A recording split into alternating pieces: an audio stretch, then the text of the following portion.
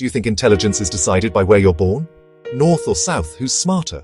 Or is it all just a myth? Tonight we dive into a debate that's echoed in homes and campuses across India. The idea that one part of India is more intelligent than another, North versus South. Where did this belief even start? It's a web spun from history, language, and culture. The North, home to ancient empires and Hindi-dominated media, has often claimed to be the nation's default, its movers and shakers. But this isn't just a harmless joke over chai. No, it has real consequences. It shapes hiring, influences how we interact, and creates a needless, ridiculous divide. The stereotype: Northerners as street smart, aggressive, natural leaders. Now, let's play devil's advocate for a moment. Let's examine the arguments that supporters of the North is smarter theory put forward. They don't just pull these ideas from thin air. They point to history, they point to culture, they point to a certain brand of assertive success. The proponents of this view will tell you to look at the annals of Indian history. For centuries, the nerve center of political power resided in the North. From the Mauryas, to the Mughals, to the British Raj, and finally, the capital of independent India, New Delhi.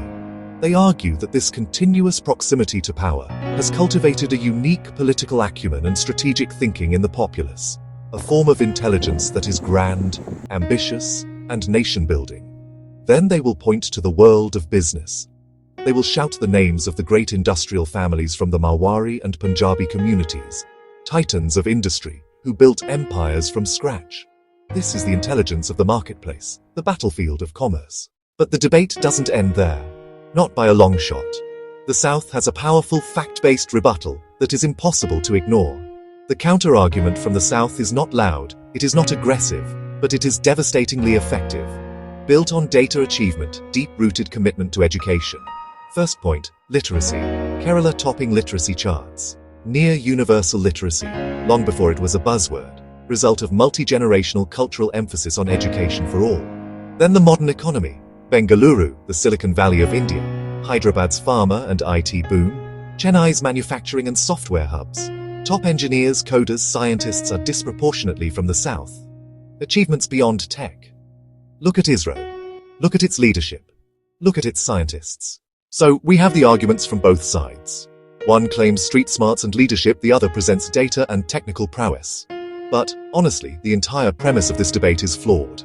It's kind of like asking whether a screwdriver is more intelligent than a hammer. Both are, tools designed for different purposes. Trying to create a hierarchy of intelligence based on region is not just unfair, it is scientifically and logically bankrupt.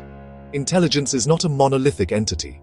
Howard Gardner's theory of multiple intelligences tells us there are many kinds: linguistic, logical, mathematical, spatial, musical, kinesthetic, interpersonal. To value one over the other is pure ignorance.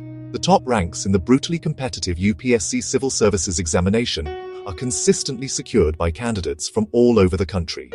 Bihar, Kerala, Rajasthan. This proves that the potential for the highest levels of administrative and intellectual capability is distributed evenly across our nation. It is not the monopoly of any one region, any one language, or any one culture.